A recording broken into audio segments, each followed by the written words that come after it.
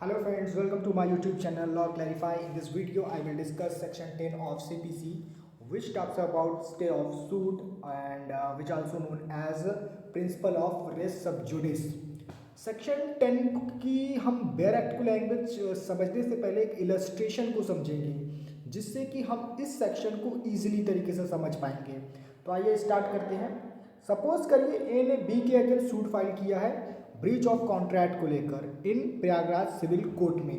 Prayagraj civil court में ए ने suit file किया बी के अगेंस्ट कि बी ने ब्रीच ऑफ कॉन्ट्रैक्ट किया, और matter in issue before the court ये है क्या बी ने ब्रीच ऑफ कॉन्ट्रैक्ट किया है या नहीं।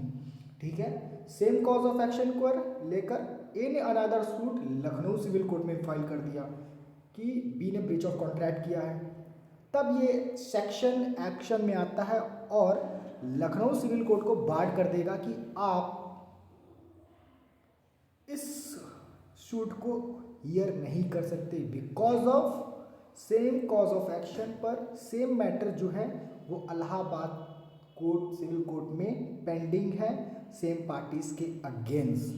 ठीक है, तो आइए अब इसकी कंडीशन को समझेंगे जिससे कि आपको और इजी होगा सेक्शन को समझने में। ठीक है, पहला कंडीशन क्या है, there must be two suits, one previously instituted and another subsequently instituted. हमारे एग्जाम्पल में हमने देखा दो सूट्स थे, एक सूट जो कि पहले ही फाइल कर दिया गया था इलाहाबाद सिविल कोर्ट में एंड अनदर सूट जो कि लखनऊ सिविल कोर्ट में फाइल कर दिया गया था। ठीक है, सेकंड कंडीशन क्या है, the matter in issue in the subsequent suit directly and substantially in issue in the previous suit. हमारे एग्जाम्पल में हमने समझा था ना कि मैटर इन इशू क्या था, क्या बी ने ब्रीच ऑफ कॉन्ट्रैक्ट किया है या नहीं। ये मैटर इन इशू कहाँ पर है, प्रयागराज सिविल कोर्ट में, और सेम मैटर पर को लेकर कहाँ सूट फाइल कर दे रहा है, लखनऊ सिविल कोर्ट में। तो यहाँ पर हमारी सेकंड कंडीशन भी सेटिस्फाई हो रही है कि मैटर इन इशू दोनों सेम ही है। थर्ड कंडीशन क्या है, both the suit must be between the same parties और देयर रिप्रेजेंटेटिव। ठीक है, एग्जाम्पल समझते हैं हमारे वाले एग्जाम्पल में कि ए और बी सेम पार्टीज थी प्रयागराज सिविल कोर्ट में, और सेम पार्टीज कहाँ पर भी हैं, लखनऊ सिविल कोर्ट में। अब फॉर एग्जाम्पल मान लीजिए कि ए की डेथ हो जाती है सूट के दौरान ही, तो क्या ए का लीगल रिप्रेजेंटेटिव, मान लीजिए कि ए का सन क्या प्रयागराज लखनऊ सिविल कोर्ट में सूट फाइल कर लेगा, तो आंसर इज नो, क्योंकि अगर पार्टीज सेम है या उनके लीगल रिप्रेजेंटेटिव भी सेम होते हैं तो भी पार्टीज क्या कर सकती है, सेकंड सूट फाइल कर सकती है। लेकिन ये असल में ये प्रिक्लूड करता है कोर्ट्स को, कोर्ट इंटरटेन नहीं करेगा।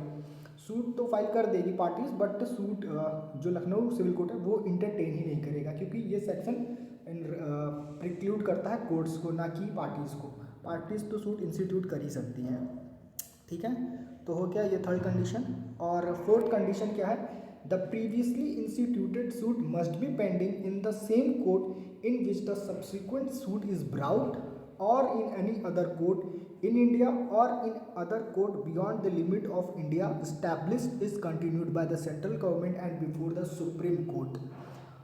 तो इस कंडीशन को समझते हैं, जहाँ पर आप सेकंड सूट ले जा रहे हैं या तो वो सेम कोर्ट हो सकता है, ओके, या तो वो सेम कोर्ट हो, ठीक है, या तो सेम कोर्ट हो सकता है या सेम कोर्ट ना हो, इंडिया की टेरिटरी के अंदर कोई अदर कोर्ट भी हो सकता है।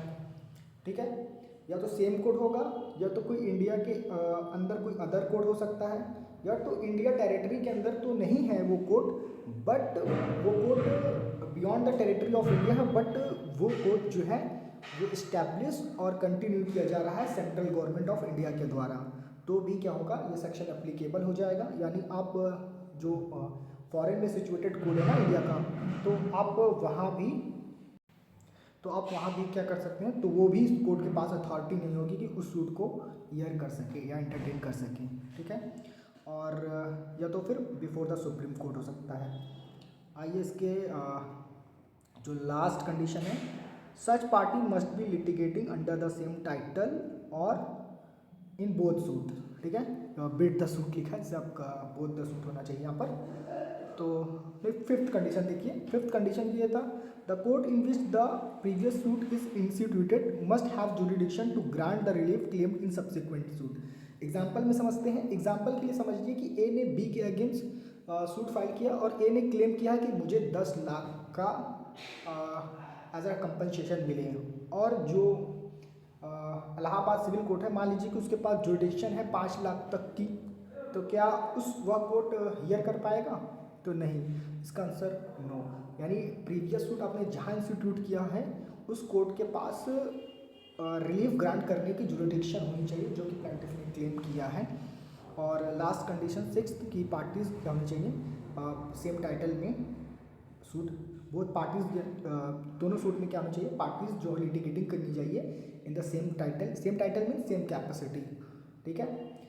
इसको एग्जांपल से समझे तो मान लीजिए कि ए और बी के अगेंस्ट सूट चल रहा है किसी मैटर को लेकर, और ए ने बी के अगेंस्ट इलाहाबाद सिविल कोर्ट में सूट फाइल किया as a personally suit file किया, और ए ने बी के अगेंस्ट लखनऊ सिविल कोर्ट में एज अ मान लीजिए ट्रस्टी सूट फाइल कर रहा है, तो फिर ये सेक्शन अप्लीकेबल नहीं होगा क्योंकि इसकी कंडीशन फुलफिल नहीं हो रही है और लखनऊ कोर्ट उस मैटर को इंटरटेन कर पाएगी। तो मैंने एग्जांपल समझा दिया। तो अगर आप मेरे एग्जांपल को एक बार ध्यान में रख के इस सेक्शन को पढ़ेंगे तो आपको बहुत इजी तरीके से समझ में आ जाएगा ये सेक्शन। इसके एक्सप्लेनेशन को भले ही मैं एक्सप्लेन कर दे रहा हूँ।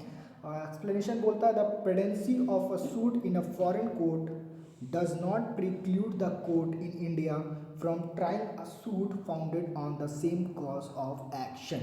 ठीक है, यह बात करता है कि मान लीजिए कि अगर किसी कॉज ऑफ एक्शन जो है आपका किसी फॉरेन कोर्ट में पेंडिंग है, किसी मैटर कोई आपका सूट फॉरेन कोर्ट में पेंडिंग है, सेम कॉज ऑफ एक्शन पर आप इंडिया में सूट फाइल कर सकते हैं और वो कोर्ट उसे इंटरटेन भी करेगा, क्योंकि ये फॉरेन कोर्ट अगर कोई मैटर आपका पेंडिंग है, कोई सूट फॉरेन कोर्ट में पेंडिंग है, तो फिर ये एक कह सकते हैं एक्सेप्शन है।